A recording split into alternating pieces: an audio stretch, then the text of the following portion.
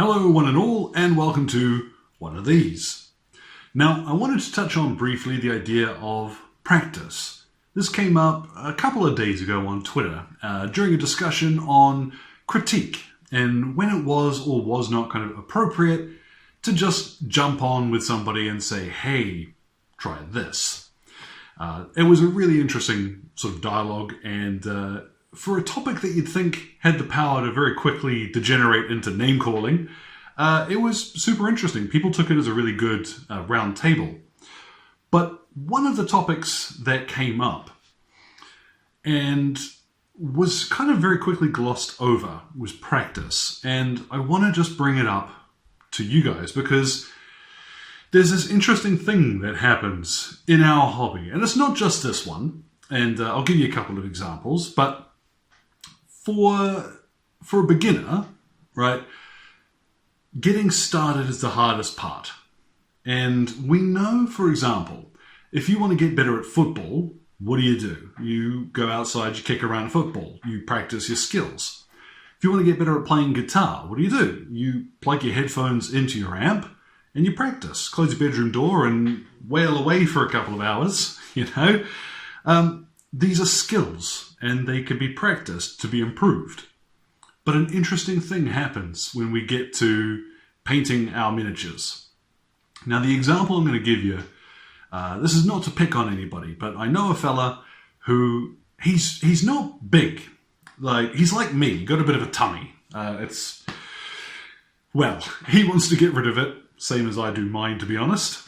And he's got it in his head that he's going to prepare for this. All right, so he has a shelf of books on exercise regimes, dietary supplements, all that sort of carry on that is going to help him lose weight.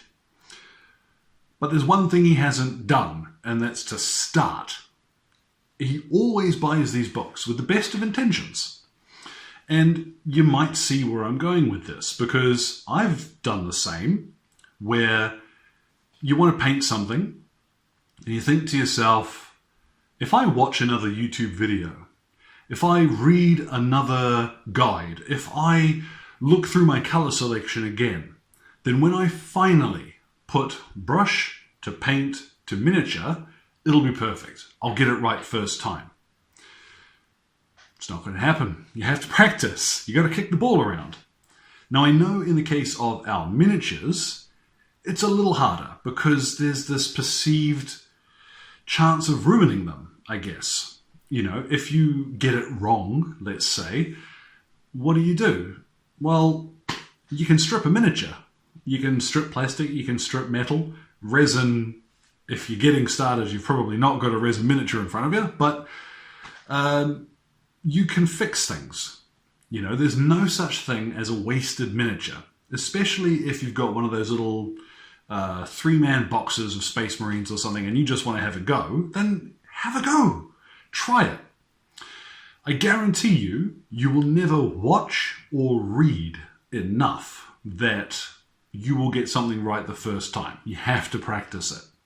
And this comment comes up a lot, especially on like my Imperial Guard or Tyranids or stuff like that, where people say, you make it look easy. So, well, yeah, I've been doing this for an embarrassingly long stretch of time. I don't want to give the game away, but you know, it's practice. And can it be done a different way? Well, with any paint job, yeah, sure. You don't have to dry brush a guardsman, but it's probably the easiest way. It's the fastest, certainly, versus highlighting everything by hand. And this is what I really want to lay on to, okay? Practice. Give it a shot. If you see something in one of my videos, or, I mean, there are so many good tutorials out there, hit the search bar and go looking for paint tutorials. You'll find them. But you've got to use them. You can't read skill. You have to practice it. You got to kick that ball. Again, you know, if you guys have got any questions, I do try and answer them all. I've gotten a little slack at that lately, so again, thank you very much for your time, and you guys enjoy the rest of your day.